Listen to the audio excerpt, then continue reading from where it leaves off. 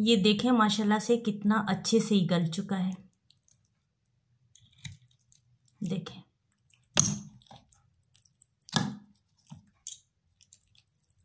देखें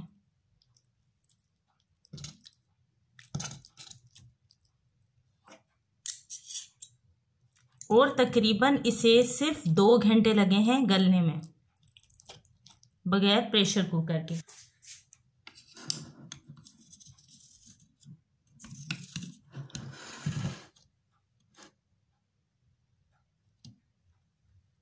बिस्मिल्लाहिर्रहमानिर्रहीम, अस्सलाम वालेकुम। आज फिर से आप सबकी खिदमत में हाजिर हैं एक न्यू रेसिपी के साथ। आज हम बनाएंगे मटन रोस्ट बिल्कुल पेशावरी तरीके से।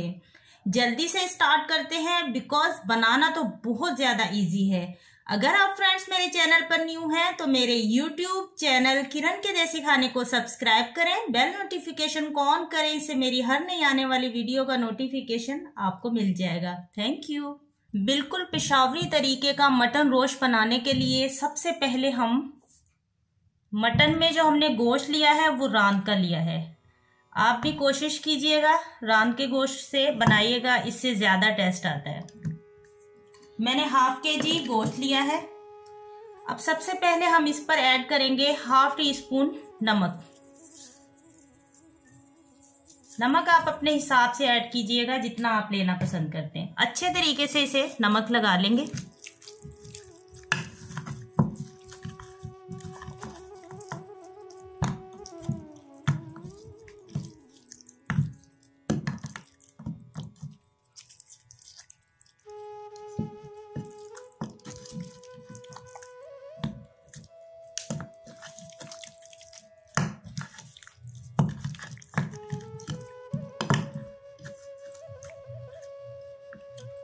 अब तकरीबन इसे हम 5 मिनट के लिए कवर करके रख देंगे ठंडी जगह पर।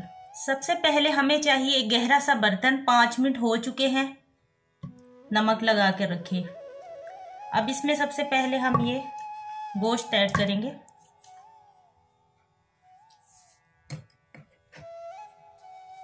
अब यहाँ पर मैंने लिया है एक दरमियाने साइज का प्याज।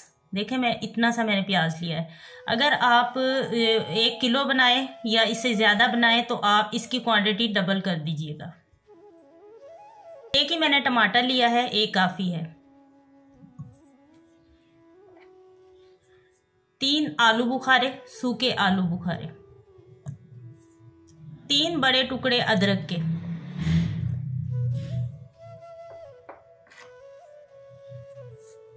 5 बड़े जवे लहसुन के।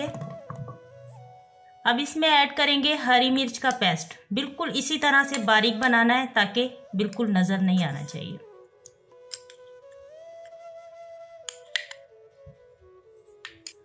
वन टीस्पून भरकर काली मिर्च, वो भी साबित। तकरीबन 1 टीस्पून भरकर ही मैंने हल्दी ली है।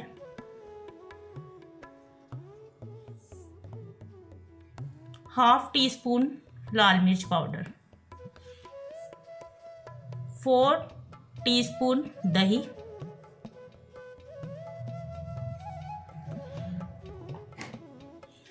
दही इसमें ऑप्शनली है, आप ऐड करना चाहते हैं तो ऐड कीजिएगा वरना आप स्किप कर सकते हैं। अब इसमें जाएगा तकरीबन 2 लीटर पानी।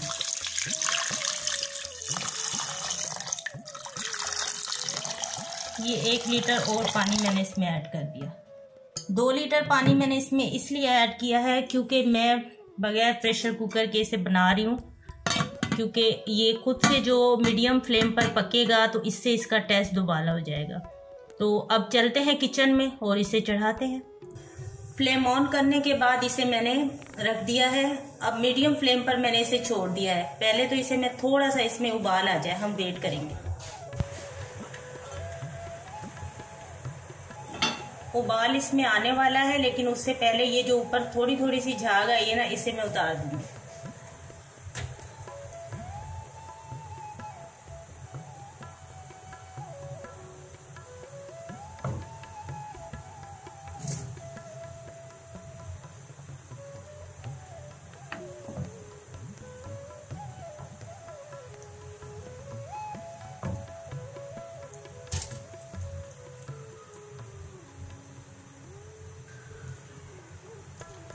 अब इसमें चम्मच चलाऊंगी।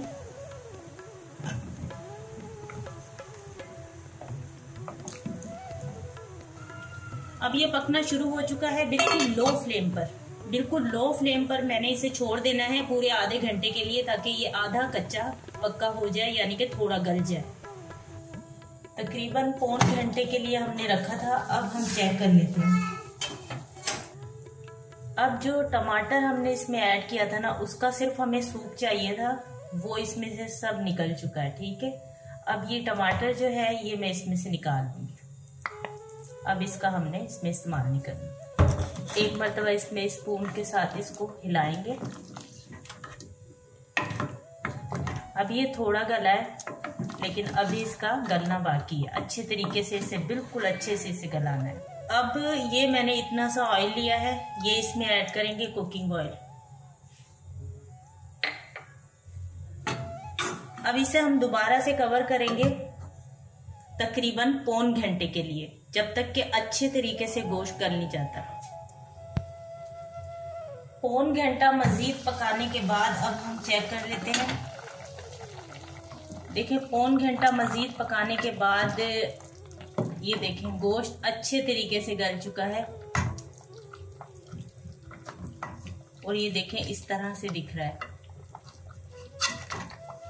देखें, बस अगर थोड़ा सा मैं इसे हिलाऊंगी तो ये हड्डी से अलग हो जाएगा, यानी कि इतने अच्छे तरीके से गल चुका है। अब थोड़ा सा इसकी ग्रेवी को मैं थोड़ा सा और भी ड्राई करूंगी, और उसके बाद फिर हम इसे सर्व करते हैं।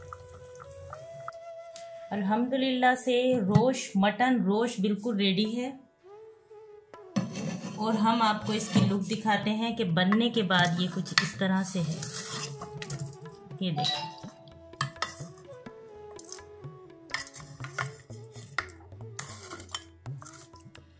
अब हम इसे सर्व करते हैं।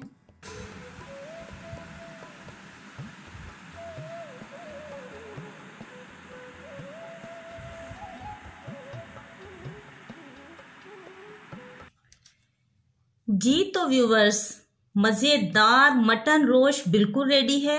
मैं तारीफ खुद से कैसे करूं, ये तो आप बताएंगे कि आपको कैसी लगी हमारी रेसिपी।